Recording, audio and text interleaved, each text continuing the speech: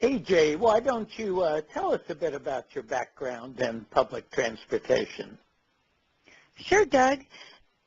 Probably not uncommon with most transit professionals in the transit industry is I began as a bus operator. The first 5 years of my career were driving a bus, which really has provided me the foundation for what I'm doing today.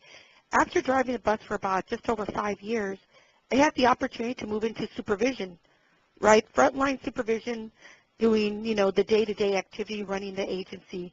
And from there, I had a lot of interest in training and helping others do the same thing that I was doing. So I spent a few years in training, and from there on, I moved on to management. And it was great timing and great mentors at the time that really helped me with that. Management, kind of operation management, the day-to-day activities of fleet operation. And after that, opportunities opened up at the company Montebello Bus Line. I was invited to come back to Montebello Bus Line after working at LA Metro to be their general manager. So I had the opportunity to kind of run a small system there that provided ridership to about 8 million people per year, and stayed there about 7 years. But from there on, I've had the opportunity to come on to Lane Transit District, which provides ridership to about 10 million riders a year, but definitely a different makeup. So my career really has just been kind of one promotion after another, and really getting to know the different parts of the transit industry. So definitely very excited. At LA Metro, right? I originally started at Montebello Bus Line as an operator there. That's where I started really in supervision and training, and then I moved over to LA Metro in, training and day-to-day operations management. So that was, an interesting time that really provides the foundation for when you're in a general manager, that you have an appreciation for all the pieces that it takes to run an agency. Well, you've done it all, for sure. And now you're at Lane Transit District. Tell me a bit about the district and what really sold you on the position of general manager there.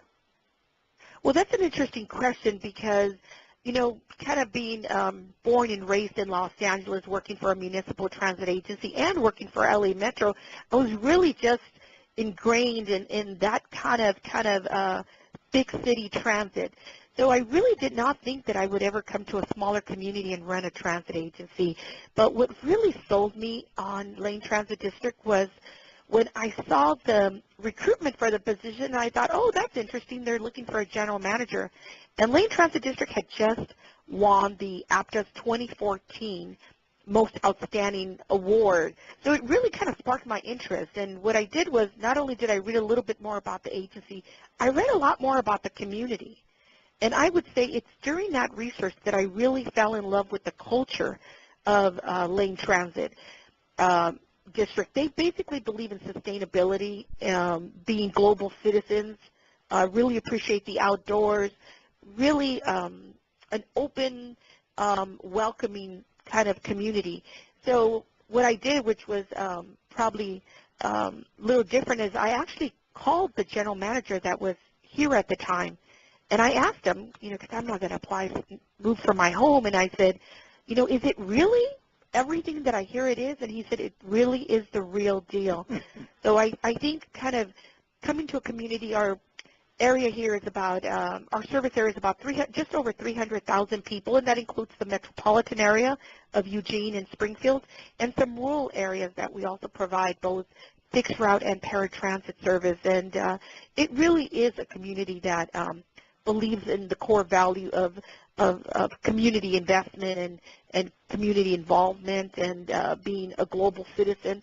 So it really is that. So everything I read and everything I researched, the community really does live by those values and makes decisions by those values. When did you arrive as the new GM at LTD?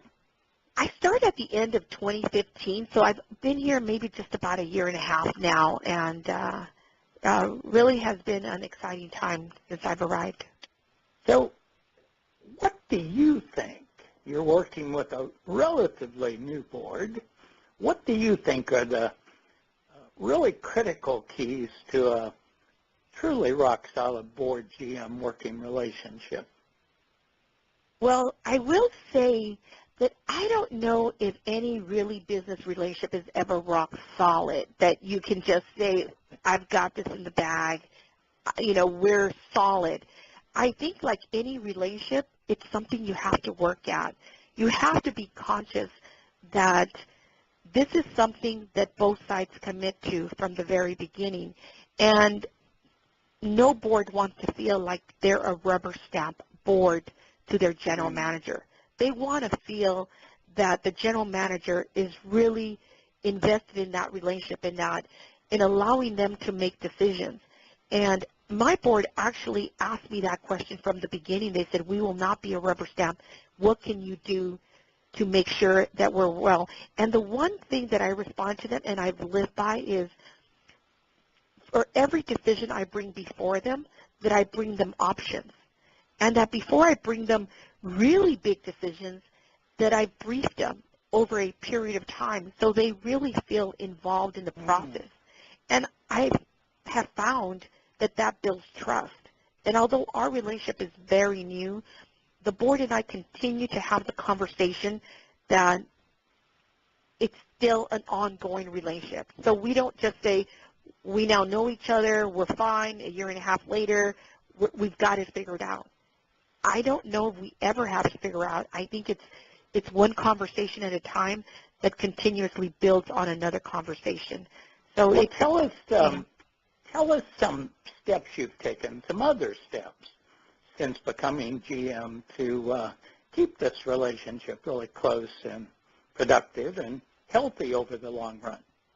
Well, I do want to give a lot of credit to the board here who did, I think, all the groundwork to allow me to be successful.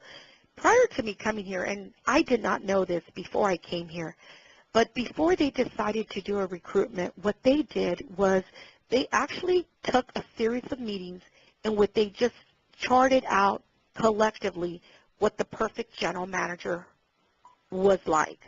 So they basically, the hard part about that was 7 different individuals had to come up with a collective description. And then what they did is they then decided that that's what they were going to commit to each other. So it's the board at this point committing that to each other. So at the point they selected me, and I had my series of meetings with them, they all communicated, 7 individuals communicated the same message to me. So I only heard a consistent message, which made it easier for me to understand that I did not have a divided board, that a lot of work had been done to get this collective message, and it set clear expectations that I could then put a management plan to. And what we have done collectively is besides our formal board meetings and committee meetings, we commit informal time in small groups in which we meet every few months. We call it a coffee club. We meet for about 2 hours, and we really just talk about anything about the feel of the organization, where they are at, just an informal conversation that reminds us that, we still are reinforcing the same message and that we are both investing our time in a relationship. So I enjoy that time I have with them in small groups over a cup of coffee. And I'm happy to invest that time, and I appreciate that they invest that time in me. And the message they keep giving me is, we want to be successful. We want you to be successful, and we want to provide the best service. So what do we need to be talking about today? And it's really the same constant conversation that we have in different, circumstances, different topics that we're talking about. So it really, I've seen that this is a deliberate conversation. Both sides have done that. So I'm really fortunate and to have this opportunity to be able to be one of, they make me feel like I'm part of their collective team. So there's 7 of them that committed to that. Sounds like you're very fortunate in your first board. I think this is not a typical type situation. I did not expect this level of commitment by Our board is a volunteer board, so they do not get paid, and they really invest a lot in making sure that the industry is successful here. But I think that goes back to my original, what drove me here, and that was my board reflects the values of this community. So they are very much like other Eugenians here in the area, is they want a good transit system, they want good economic development, they want good education for this community, and they know that transportation plays that key role. So them investing in the relationship with me helps me then invest more in the community. And they really see that as a process. And I know that's an unusual relationship that doesn't happen in every community, especially much larger, more politically, complicated communities. But I will say for communities that are, about 300,000, I think it's very doable, and I think kind of the relationship I have here kind of reflects that.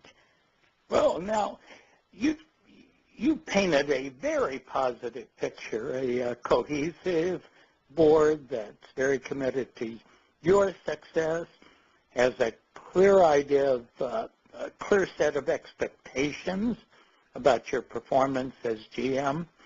So let's, in a sense, flip the coin over. What have you found most challenging in the process of building your new relationship with the LTD board? Well, definitely the relationship is not without its challenges. The reason I will say that is in running the agency, it's very easy for me to get distracted in the internal workings of the organization. As you know, with every transit agency you have, whether it's, recruitment, how do you recruit the best people? You have financial deadlines, you have budgets to prepare, you have projects to manage. So it's very easy for me to get distracted in the day-to-day operation and kind of management of the organization. And it's very easy for the board to, they have their own life to really get distracted. So that is a challenge. I'm not going to tell you that this commitment that we have to each other is easy and it's just, we just have all the time in the world and it's all happy. What happens is we get distracted. And I myself find myself very distracted and try to run the best system I can. And I forget that running the best system means me maintaining a good working relationship with my board so that when I do bring an important decision to them, it does not end in a failure. So, well, let me ask you quickly, AJ, how much of your time, on the average, would you say you devote to working with your board, directly working with them and dealing with governance matters? I would say I probably devote weekly maybe a full 8 to 10 hours minimal to working directly with them in some form or another. What's very interesting here is that one of the goals they gave me is that in addition to running the transit agency, they really wanted me to be involved and engaged with the community. So what I do in addition to this is I attend meetings with them or attend meetings that they ask me to attend that I then circle back and have a conversation about how that meeting goes. So I'm in constant contact with not only the governor's office, some of our federal and state legislators, but also with some past elected officials here in our community who are still very influential business people. I'm involved with nonprofits. I'm involved with both of the chambers, with some of the housing. So my board and I continuously touch base as where we're at with those communications. So we're continuously engaged in those conversations. So on any given week, I may be spending probably 1 to 2 days, maybe about 8 to 10 hours in community meetings and then circling back so that we always have a cohesive message.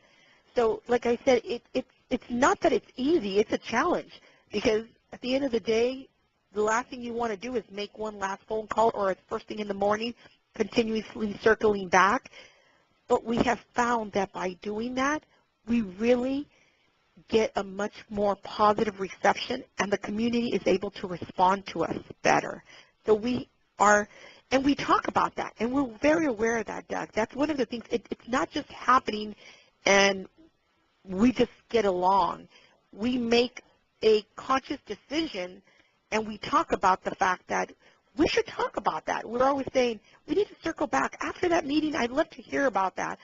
So we're always continuously having that conversation. Well, it sounds like communication's really a critical piece of your strategy for building this new relationship, right?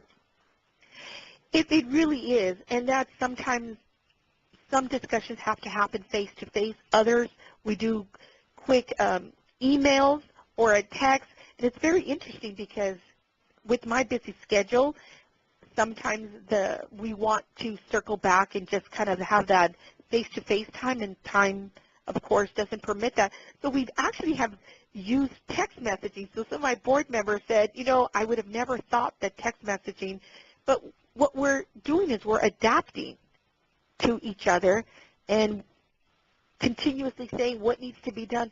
The other thing that is really important, and I think I've heard so many of my peers talk about this, is it gets really scary, Doug, when your board is changing.